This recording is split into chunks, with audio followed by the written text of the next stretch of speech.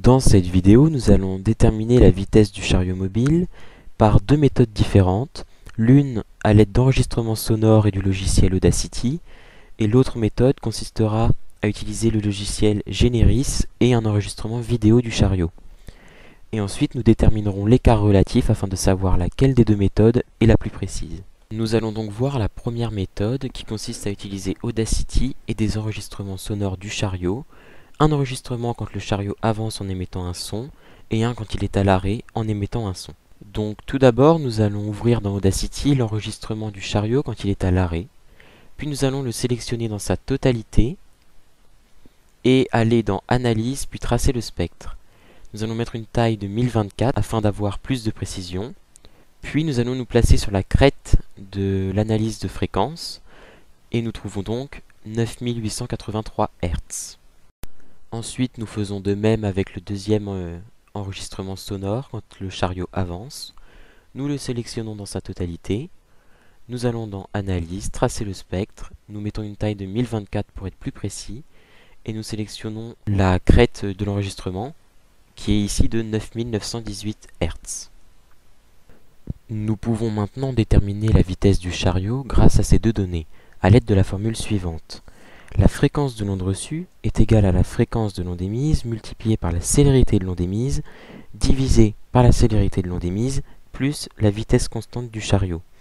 Sauf qu'ici, nous allons utiliser cette formule afin de connaître la vitesse du chariot, en la modifiant, donc nous obtenons V de R égale FE fois C sur FR, le tout moins C.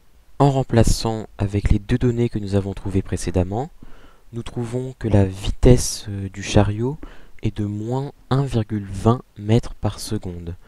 Or, dans cette formule, VR est positif lorsque l'objet s'éloigne et négatif lorsque l'objet se rapproche. Donc la vitesse du chariot est de 1,20 mètres par seconde. Et le chariot se rapproche du récepteur. Voyons donc maintenant la deuxième méthode qui permet de déterminer la vitesse du chariot. Avec celle-ci, nous avons besoin d'une courte vidéo du chariot qui avance à vitesse constante et rectilinément, ainsi que du logiciel Generis avec son outil pointage vidéo. Donc, nous commençons par ouvrir Generis, puis nous allons sélectionner le fichier vidéo du chariot qui avance. Il est donc ouvert dans Generis. Ensuite, nous réglons l'échelle.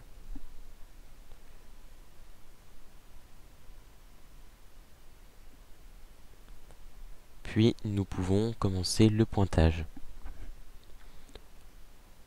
Donc on clique au centre du chariot jusqu'à la fin de la vidéo.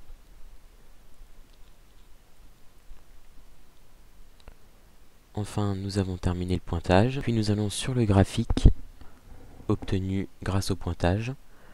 Nous allons ensuite dans Affichage, Modélisation, Modélisation graphique à l'aide d'une droite.